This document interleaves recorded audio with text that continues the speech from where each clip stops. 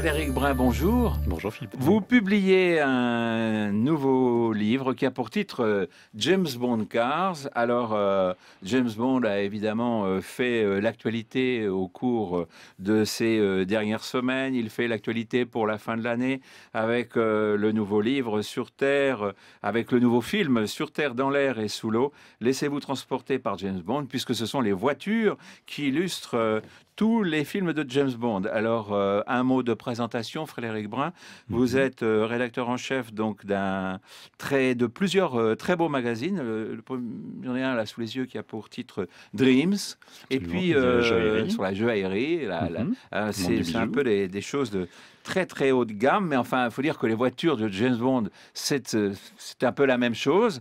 Et puis aussi montres, les montres qui ne sont pas des montres, je dirais même une Apple Watch, c'est une petite montre par rapport à celle que vous présentez dans vos pages. Tout dans Montre Magazine, oui. Alors, dites-moi, James Bond Cars, il y a eu beaucoup de voitures dans James. On a même l'impression que finalement, si on regarde un petit peu en arrière, que c'est un véritable personnage, non ?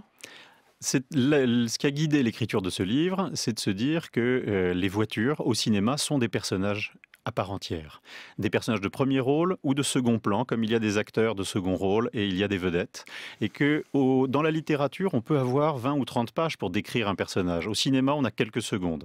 Donc on a les apparences, et dans les apparences, les accessoires. Eh bien, le cheval du chevalier moderne, la monture du héros des temps modernes, c'est l'automobile, un des faits marquants du XXe siècle.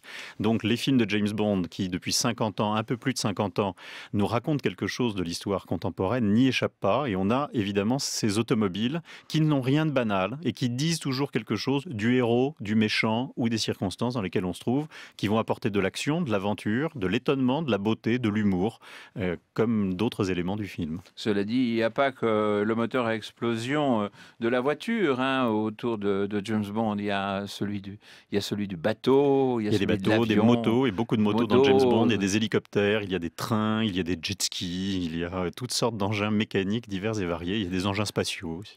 Alors, on peut même d'ailleurs se dire que finalement, est-ce que James Bond n'a pas inventé, ou enfin, les scénaristes de James Bond n'ont pas inventé notre présent ? Absolument. Il y a des équipements spéciaux que vous ne trouverez pas chez votre concessionnaire habituel.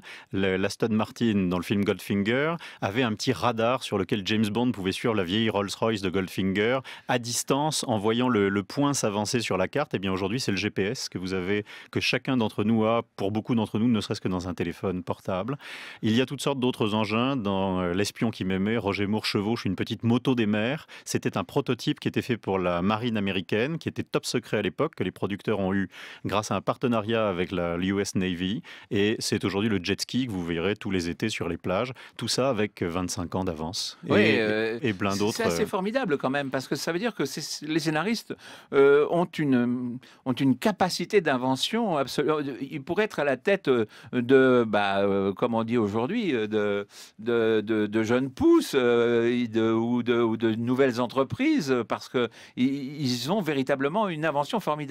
Il y a beaucoup d'imagination. Les films de James Bond reposent globalement sur un cocktail fait de deux ingrédients principaux, qui sont d'un côté collés à l'actualité. Le méchant est toujours dans les peurs du moment. En ce moment, c'est l'Internet, le terrorisme, etc., la manipulation de l'information. Dans les années 70, c'était la guerre des étoiles, et avant, c'était la guerre froide. Et donc toujours dans l'actualité, toujours dans le moment, dans les technologies du moment, dans le goût du moment. Même les James Bond girls sont toujours dans l'esthétique féminine qui plaît globalement dans une époque. Et le deuxième élément, c'est une écriture quasiment mythologique des scénarios. Les personnages sont trempés comme des personnages de mythes littéraires. Le héros, le méchant, la jeune femme et la mort, la trahison, tout ça réapparaît de manière très très classique. Et le mélange des deux fait qu'effectivement, ça fonctionne même des années après, et ça fonctionne même quelques années avant, si j'ose dire. C'est avec un coup d'avance, parce que les équipes du film sont toujours à la recherche de ce qu'il y a de nouveau. Cocteau disait, il faut chercher le coin frais sur l'oreiller. Eh bien, on a l'impression que Barbara Broccoli aussi. Oui, ou le coin chaud, parce que le coin qui a déjà été chauffé. Dites donc, il y a une question qui me vient comme ça à l'esprit, c'est de me dire que, d'une certaine façon, James Bond fait corps aussi avec les véhicules qu'il utilise. Oui, bien entendu, puisqu'il les pilote, il les conduit, il les chevauche et tout ce qu'on veut. D'ailleurs, je ne sais pas quelle est l'auto-école qu'il a fréquentée, mais il est capable de piloter et de conduire n'importe quel engin. Vous le mettez dans un hélicoptère dernier cri, sur une moto d'avant-guerre, dans une voiture, il sait tout conduire, il sait où sont les boutons. Donc c'est quand même, il est assez surprenant. Dire que James Bond est un très bon conducteur, je ne sais pas. Vis-à-vis du code de la route, Disons certainement qu'il conduit pas. vite, quoi, hein, Il bon. conduit vite et puis il casse tous ses engins. Je ne dirais rien de Spectre pour celles et ceux qui n'ont pas encore vu le film, mais il y a beaucoup de films dans lesquels il casse les engins. Il se fait d'ailleurs souvent rabrouer par celui qui lui confie la Ouais, mais voiture. c'est pas très grave, parce que quand on casse le véhicule, comme ça permet d'en inventer un nouveau Exactement. pour le film qui va Mm. venir. Des gadgets, disait-on, et puis en même temps des formes, parce que si on regarde aussi le look de toutes ces voitures, le design, c'est tout à fait étonnant.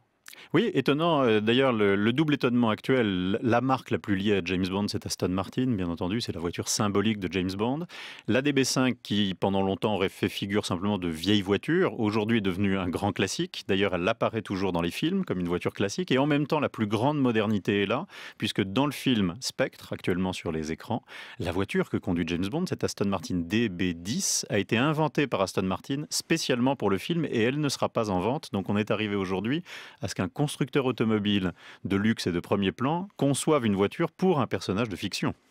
Alors, ce James Bond, eh bien, disons que on est très, très attaché à lui et c'est un personnage alors vous êtes intéressé aussi, d'ailleurs à un autre moment au James Bond Girl Oui. et on a le sentiment que c'est un personnage immortel, Oui, non? alors, un des titres de film était On ne vit que 2 fois, mais James Bond a déjà vécu 24 fois.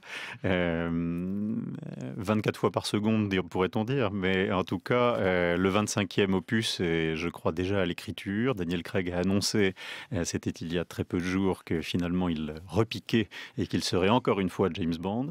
Et effectivement, James Bond semble immortel parce que les fondamentaux sont atemporels à défaut d'être intemporels. En tout cas, les voitures de James Bond, enfin figurant dans les films de James Bond sont vraiment des objets de désir, non? Des objets de désir, de l'Aston Martin aujourd'hui la plus inaccessible, jusqu'à la 2 chevaux Citroën que conduisaient Roger Moore et Carole Bouquet, et qui est une voiture que l'on peut aujourd'hui avoir dans son garage. Plusieurs acteurs ont incarné, James Bond, à l'écran. Frédéric Brun, quel est votre James Bond préféré? Ah, ça c'est toujours une question périlleuse. Moi je suis très sensible à un personnage qui, selon moi, un acteur qui est, à mon sens, un grand acteur et qui fait la balance entre l'action et l'élégance, etc. Moi, je suis très sensible à Roger Moore et je reste fan de la période de Roger Moore. Peut-être que c'est celle de mon enfance, je ne sais pas, mais je trouve qu'il y a un bel équilibre chez Roger Moore. Merci beaucoup, Frédéric Brun. Alors voilà, je rappelle le titre de votre livre, James Bond, Les voitures, Cars, donc publié aux éditions Duchesne. Je crois que j'avais oublié tout à l'heure de mentionner l'éditeur. C'est un livre formidable à offrir pour ces fêtes de fin d'année. Et puis, eh bien, si vous passez chez votre kiosquier, je pense qu'on les trouve en kiosque, Bien non? entendu, Bien ils sont, évidemment. sont en vente libre. Alors, un livre, voilà, une très belle revue sur les montres, Montres Magazine ou Dreams aussi, qui sont aussi, qui sont une autre partie de votre talent. Merci beaucoup, Frédéric Brun. Merci beaucoup.